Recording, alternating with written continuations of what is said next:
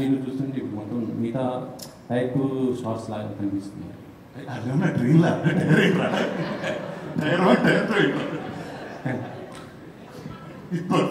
చెప్పండి.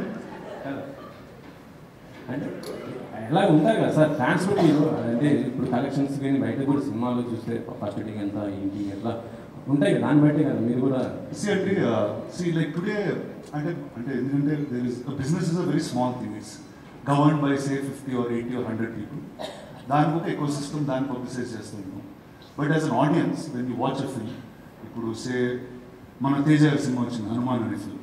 Now didn't matter where it was from, but the entire country watched that film. It became bigger than many big films. మీకు ఇంకో truth చెప్తా. బాహుబలి చేసేటప్పుడు part 1 Prabhas నా పేరు కూడా ఎవరు తెలియదు బాహుబలి. ఇతని పేరు ప్రభాస్, ఇతని పేరు ఇది నేను చెప్పుకుంటా వెళ్ళా ఒక్కొక్కడికి.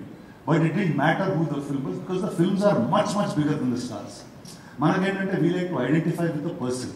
So star becomes that. So I don't believe in that system at all. అది బయట చెప్పుకోవడానికి బాగుంటుంది కానీ inside it doesn't really matter at all. ఐఫోన్లో మీరు బాలకృష్ణ గారు కాల్ చేశారు కదా, అది రియలా లేకపోతే మామూలు ఫన్ గా చేసిన ఆ కాల్ అయినా? అది అంటే అది ఫస్ట్ టైం అక్కడ విన్నారా మీరు? దాని ముందు ఇప్పుడు వెళ్ళలేదు అంటే మీరు సోషల్ మీడియాలో ఇప్పుడు బాగా అదే అవుతుంది అందుకోసమే. అంటే ఇంత ముందు మోగుతా ఉండేదంటే అది వాడుకున్నాను. కానీ ఫన్ వాజ్ బాలకృష్ణ గారు సో సపోర్ట్ సరే చేస్తున్నానంటే సరే నేను యాక్ట్ చేస్తున్నానని చెప్పి ఆయన కూడా ఫోన్ తీసుకున్నారు. సో సార్ ఇందాక మీరు అడిగిన దానికి అది యాక్చువల్లీ జోక్. బాలకృష్ణ గారు నేను డిసైడ్ చేసుకుని చేసిన జోక్ అది. It's not solo.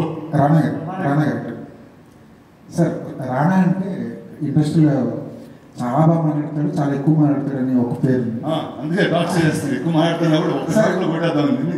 మాటలు నేర్చుకుని ఇండస్ట్రీకి వచ్చారా? ఇండస్ట్రీకి వచ్చిన తర్వాత మాటలు నేర్చుకున్నారు. గురువు ఇక్కడ పుట్టినాడు గురువు వేరే ఉంటుంది. మిమ్మల్ని అంతా చూస్తూ డెవలప్ అయినది. మీరు అడిగితే రానా అని ఎవరు ఆగలేక వచ్చేస్తారు. మీరు అడిగితే ఎవరు రానా అంటే వచ్చే అన్నట్టే ఉంటుంది.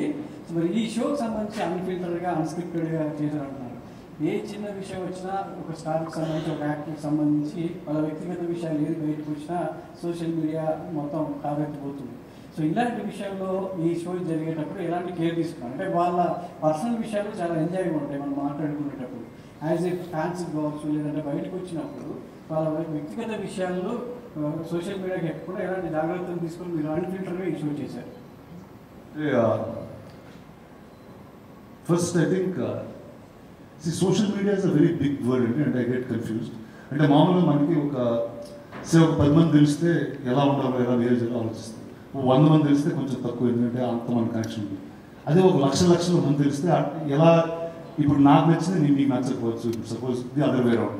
నేను ఒక దాని గురించి చాలా ఫీల్ అయ్యాను, అది మీకు చాలా కామెడీగా అనిపించవచ్చు. So I think life is different for different people. Unfiltered అన్నప్పుడు like there is no like ఇందాక at some point I said it. But మనం మామూలుగా బయటకు వెళ్తున్నప్పుడు we have a certain facade. ఇలా బిహేవ్ చేయాలి ఎందుకంటే this is the system of society. But when you're with friends that system goes away.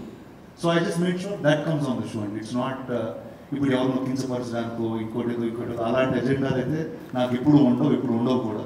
I just want know that I just want to show the world that listen you can really enjoy your self while making the movies. And ప్రతి ఒక్కరికి ఒక unique, అంటే ఎలాంటి unique personality ఉన్నా వాటి సినిమాలోనే ఉండొచ్చు. I don't think they can thrive anywhere else so beautifully.